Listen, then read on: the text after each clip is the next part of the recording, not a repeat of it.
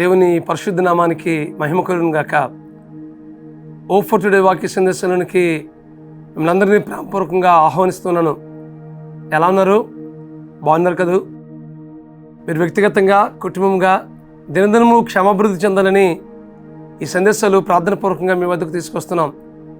ఈరోజు ద్వితీయోపదేశకాండం 15వ అధ్యాయం 10వ వచనం చదువుకుందాం. నీ దేవుడైన యెహోవా నీ కార్యములన్నిటిలోనూ నీవు చేయు ప్రయత్నం అన్నిటిలోనూ నిన్ను ఆశీర్వదించును. ఈరోజు దేవుడు ఇస్తున్న వాగ్దానం ఏంటంటే,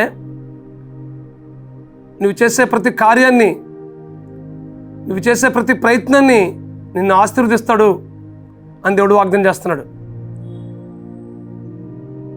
మనం చేసే కార్యాలు దేవునికి అంగీకారయోగ్యంగా ఉన్నాయా లేవా అని ప్రతిరోజు మనం దేవుని వాక్య వెలుగులో పరిశీలన చేసుకోవాలి. నీ దేవుడిని యెహోవా నీ కార్యములన్నిటిలో నిన్ను ఆశీర్వదిస్తాడు, నువ్వు చేసే ప్రతి ప్రయత్నంలో నిన్ను ఆశీర్వదిస్తాడని దేవుడు ఇదైనా వాగ్దానం చేస్తున్నాడు. మన కార్యాలు ఎలా ఉన్నాయి? దేవునికి అంగీకారయోగ్యంగా ఉన్నాయా లేవా ఒకసారి పరిశీలన చేసుకోవాలి. మనం ప్రతిరోజు కూడా మనం చేసే ప్రతి కార్యాన్ని దేవునికి అప్పగించినప్పుడు దేవుడు దాన్ని ఆశీర్వదించి మనం ఆశీర్వదించబడుతూ అనేక మందికి ఆశీర్వాద కారణంగా ఉంచుతాడు. ప్రతిరోజు చేసే కార్యాలు ఉంటాయి, అలాగే ప్రతిరోజు ఒక నూతనమైన కార్యాలు చేయవలసినవి ఉంటాయి, రొటీన్గా చేయవలసిన కార్యాలు ఉంటాయి, అలాగే ప్రతిరోజు కూడా ఒక నూతనమైన కార్యాలు చేయవలసినవి ఉంటాయి. రొటీన్గా చేసే కార్యాలు ఏంటి అంటే, మనం చేసే ఉద్యోగం, మనకి ఏదైతే దేవుడు అప్పగించిన పనులు అవి రొటీన్గా చేసేవే. కానీ నూతనమైన కార్యాలు ఏంటంటే, దేవుని వాక్యపు వెలుగులో మన జీవితాన్ని పరిశీలన చేసుకున్నప్పుడు, ఇదిగో ప్రభువా, నేను ఈ కార్యాన్ని చేయాలని ఆశపడుతున్నాను, మీ చిత్తానుసారంగా, మీ వాక్యానుసారంగా ఈ కార్యం చేయాలని నేను ఇదేనా తీర్మానం చేసుకుంటున్నాను ప్రభు అని ఆ తీర్మానాన్ని, ఆ నిర్ణయాన్ని దేవునికి అప్పగించుకున్నప్పుడు నువ్వు చేసే ఆ కార్యంలో దేవుడు ఆశీర్వదిస్తాడు. అంత మాత్రమే కాదు, కానీ నువ్వు చేసే ప్రయత్నంలో నేను ఆశీర్వదిస్తాడని దేవుడు వాగ్దానం చేస్తున్నాడు. మన ప్రయత్నాలు ఉంటున్నాయి. కొన్నిసార్లు ప్రయత్నించి విఫలమవ్వడం తప్పు కాదు, కానీ అసలు ప్రయత్నం చేయకుండా ఉండడం అది తప్పు. ఈ విషయాన్ని మీరు గమనించవలసిందిగా ప్రభు పేరిట మీకు మనవి చేస్తున్నాను. హెబ్రీయులకు రాసిన పత్రికలో ఒక మాట ఉంటుంది, పరిశుద్ధత కలిగి ప్రేమ కలిగి ఉండకు, సమాధానం కలిగి ఉండడానికి ప్రయాసపడండి, ప్రేమ కలిగి ఉండకు ప్రయత్నించండి దేవుని వాక్యం మాట్లాడుతుంది. కాబట్టి మనం ఎలాంటి ప్రయత్నం మనం చేయాలంటే పరిశుద్ధత కలిగి, సమాధానం కలిగి, ప్రేమ కలిగి ఉండటకు మనం ప్రయత్నం చేయాలి. ఒక దేవుని బిడ్డలంగా మనం కొన్నిసార్లు రకరకాల ప్రయత్నాలు చేస్తుంటాం. ఏదైనా ఒక ఉన్నతమైన స్థితిలో వెళ్ళడం కోసం, ఉన్నతమైన ఉద్యోగం సంపాదించడం కోసం కొంతమంది ఆయా కాంపిటేటివ్ ఎగ్జామ్స్ కోసం ప్రిపేర్ అవుతుంటారు. మంచిది, అలాంటి ప్రయత్నించడం చాలా మంచిది. అయితే అంతకంటే మించి మనం దేవుని బిడ్డలంగా, ఆయన కుమారులంగా, ఆయన కుమార్తెలంగా మనం చేయాల్సిన ప్రయత్నం ఏంటంటే, పరిశుద్ధత కలిగి జీవించడం ఒక ప్రయత్నం చేయాలి. పరిశుద్ధత అనేది దేవుని లక్షణం. కాబట్టి అలాంటి లక్షణాన్ని మనం కూడా కలిగి ఉండడానికి మనం ప్రయత్నం చేయాలి. ఆయన పరిశుద్ధుడు కాబట్టి మనం కూడా పరిశుద్ధులుగా ఉండాలి. దేవుని వాక్యం మాట్లాడుతుంది. అలాగే సమాధానం, దేవునితో సమాధానంగా ఉండాలి, మనతో మనం సమాధానంగా ఉండాలి, ఇతరులతో సమాధానంగా ఉండాలి. అది అంత ఈజీ కాదు సమాధానంగా ఉండడం అనేది. ఇతరులతో సమాధానం లేని వారితో సమాధానంగా ఉండడం అనేది అది ఎంతో తగ్గించుకుంటుంది, కానీ మనం సమాధానం పడలేం. దానికోసం కూడా మనం ప్రయత్నం చేయాలి. కొన్నిసార్లు మనం తగ్గించుకోవడం కోసం, ఇతరులతో సమాధానం పడడం కోసం అది ప్రయత్నిస్తేనే కానీ అది తొందరగా అయ్యే పరిస్థితి కాదు. అలాగే ప్రేమ కలిగి ఉండటకు ప్రయాసపడండి అని చెప్పేసి 1 కొరింథీయులకు రాసిన పత్రిక 14వ అధ్యాయంలో 1వ వచనంలో ఉంటుందన్నమాట.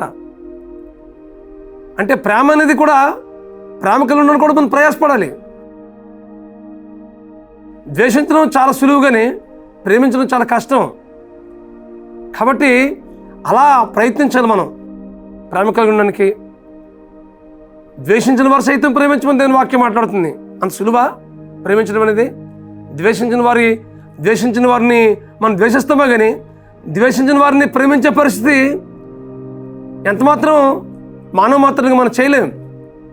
కానీ దేవుని బడలంగా మనం ఎప్పుడు చేయగలమంటే, ప్రేమమూర్తి అయినటువంటి యేసుక్రీస్తు ప్రభువారిని మనం కలిగి ఉన్నప్పుడు, ఆయనతో కలిసి బ్రతుకుతున్నప్పుడు, ఆయనతో నిత్యము సహవాసం చేస్తున్నప్పుడు మనం కూడా ద్వేషించిన వారు సైతం మనం ప్రేమించగలం. కాబట్టి ప్రేమించడం కూడా మనం ప్రయాసపడాలి, ప్రయత్నించాలి.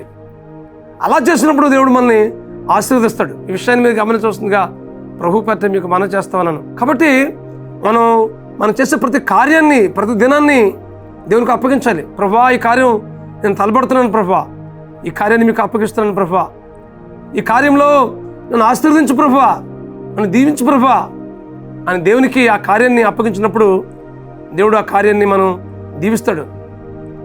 అది కూడా దేవుని చిత్తానుసారంగా, దేవుని వాక్యానుసారంగా తలపెట్టే కార్యమైతే దేవుడు తప్పనిసరిగా దీవిస్తాడు. అలాగే నువ్వు చేసే ప్రతి ప్రయత్నాన్ని దేవునికి అప్పగించాలి. ప్రభువా, ఈ ప్రయత్నం చేస్తాను, ఈ ప్రయత్నంలో మీ హస్తం నాకు ఉంచు ప్రభువా, నన్ను నడిపించు ప్రభువా అని దేవునికి అప్పగించుకున్నప్పుడు ఆ ప్రయత్నం కూడా దేవుడు ఆశీర్వదిస్తాడు. కాబట్టి మనం ఏం చేసినా ప్రభువు నామానికి మహిమకరంగా మనం కార్యాలు తలపెట్టినప్పుడు దేవుడు మన జీవితంలో గొప్ప కార్యాలు చేస్తాడు. సమాధానంగా ఉండడం, పరిశుద్ధతగా ఉండడం, ప్రేమ కలిగి ఉండడం, ఇతరులతో సహవాసం చేయడం, ఇవన్నీ కూడా మనం ప్రయత్నం చేయవలసినవే. అలా చేసినప్పుడు దేవుడు మనల్ని దీవిస్తూ ఉంటాడు, మనం ఆశీర్వదిస్తూ ఉంటాడు. కాబట్టి దీవించబడాలన్నా, ఆశీర్వదించబడాలన్నా, దేవుని నుండి అనేకమైన దీవెనలు పొందుకోవాలన్నా ప్రభువుకి మన కార్యాలు అప్పగించాలి. మన ప్రయత్నాలన్నింటినీ ప్రభువుకి అప్పగించినప్పుడు మన జీవితంలో గొప్ప కార్యాలు చూడగలం. అటు కృప పరిశుద్ధాత్మ దేవుడు మీకు అనుగ్రహించి నడిపించును గాక. ప్రార్థన చేసుకుందాం. పరమస్వరూపుడా, మహాకృప గల మా తండ్రి, నీ దేవుడిని యెహోవా, నువ్వు చేసే కార్యాలన్నింటిలో, నువ్వు చేసే ప్రతి ప్రయత్నంలో నేను ఆశీర్వదించును అని ఇద్దరిని వాగ్దానం చేసావు ప్రభువా. మా కార్యాలన్నింటినీ మీరు ఆశీర్వదించండి. మేము చేసే ప్రతి ప్రయత్నాన్ని ఆశీర్వదించు ప్రభువా.